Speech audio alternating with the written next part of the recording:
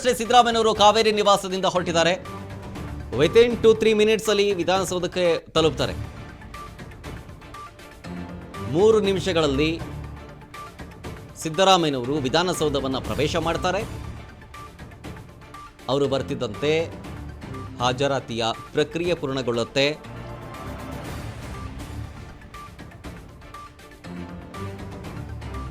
Most probably ಇನ್ನೊಂದು 5 ಗಂಟೆಯ ಒಳಗಡೆ ಈ CLP ಮೀಟಿಂಗ್ ಮುಗಿಬಹುದೇನೋ. 5 ಗಂಟೆಗೆ ಸುದ್ದಿಗೋಷ್ಠಿಯನ್ನು ಕರೆಯಬಹುದೇನೋ. ಸಿಚುವೇಶನ್ ಈ ರೀತಿಯಾಗಿದೆ ಈಗ ಸದ್ಯಕ್ಕೆ.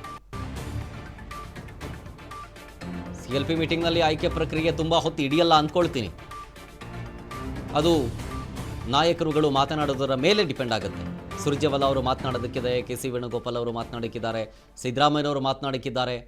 3 ಜನರ ಆ ಒಂದು ಮಾತುಕತೆ ಆದ ನಂತರ, ಹೊಸ CLP ನಾಯಕನ ಆಯ್ಕೆಯಾದ ನಂತರ ಆಯ್ಕೆಯಾದ